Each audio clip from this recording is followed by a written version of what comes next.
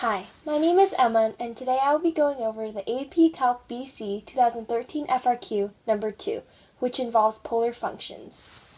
So the question says, the graphs of the polar curves r equals 3 and r equals 4 minus 2 sine theta are shown in the figure to the right. The curves intersect when theta equals pi over 6 and theta equals 5 pi over 6. So part A says, let S be the shaded region that is inside the graph of r equals 3 and also inside the graph of r equals 4 minus 2 sine theta. Find the area of S. Part B says, a particle moves along the polar curve r equals 4 minus 2 sine theta so that at time t seconds, theta equals t squared. Find the time t in the interval 1 to 2 for which the x-coordinate of the particle's position is -1. Part C says, for the particle described in Part B, find the position vector in terms of t. Find the velocity vector at time t equals 1.5. So Part A wants us to find the shaded region inside the graph of r equals 3 and also inside the graph of r equals 4 minus 2 sine theta. So what I did is I split it into two parts. The highlighted region represents the area of the circle. And remember, the area of a circle is pi r squared.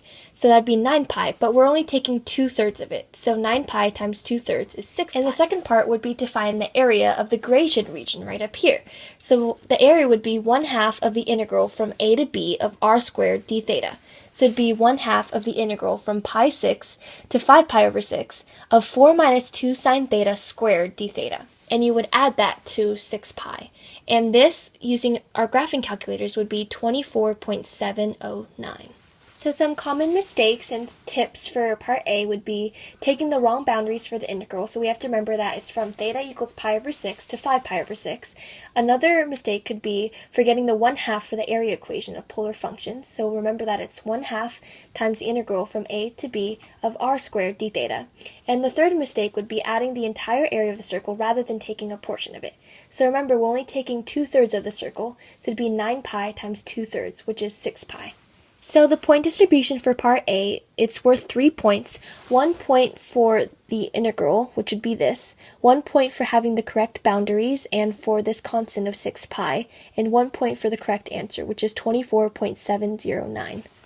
So Part B wants us to find the time t in the interval 1 to 2 for which the x-coordinate of the particle's position is -1. So first, to find the position of the x-coordinate, we would use the equation x equals r cosine theta, and we'd plug in the r equals 4 minus 2 sine theta into the equation. And that would get us x equals 4 minus 2 sine theta times cosine theta. And then we have to remember that theta is t squared. So plugging that in, we get x of t equals 4 minus 2 sine of t squared times cosine of t squared, and we set that equal to -1. And what I would do to find the time t is I would graph two functions. I would graph x of t, and I would graph y equals -1 in my graphing calculator, and I would find the intersection. So we get that t equals 1.428. So some common mistakes and tips for Part B would be to remember that x equals r cosine theta, and another common mistake would be not substituting t squared for theta when finding x of t. And make sure your parentheses are inputted correctly into your calculator when you're solving for t. And another tip would to be using the intersection of -1 and x of t to find the t value, which I explained earlier. So for Part B, it is also worth 3 points. 1 point for x of theta or x of t, which is right here, and 1 point for x of theta equals -1 or x of t equals -1, and lastly 1 point for the correct answer, which is t equals 1.428. For Part C, it wants us to take the particle we described in Part B and find the position vector in terms of t. Also, it wants us to find the velocity vector at time t equals 1.5. So from Part B, we have that x of t equals 4 minus 2 sine of t squared times cosine of t squared. So y equals r sine theta. And what we do is we plug in 4 minus 2 sine theta for r, and we multiply by sine theta. And again, theta is t squared, so we plug in t squared for every theta. So we get y of t equals 4 minus 2 sine of t squared times sine of t squared. So the position vector would be here below. Now, to find the velocity vector, we would take the derivative. But since this is a calculator question, to find the velocity vector at time t equals 1.5, all we need to do is find this using our graphing calculator.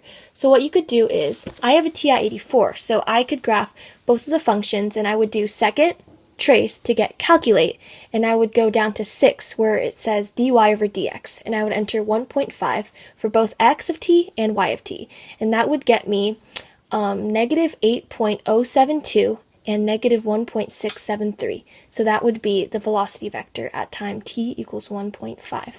So for part C, some common mistakes and tips would be to know your equation y equals r sine theta.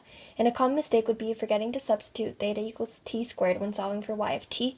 And a tip is, instead of taking too much time to find derivatives of x of t and y of t, simply graph them and find derivatives at t equals 1.5 for both, which I also explained previously.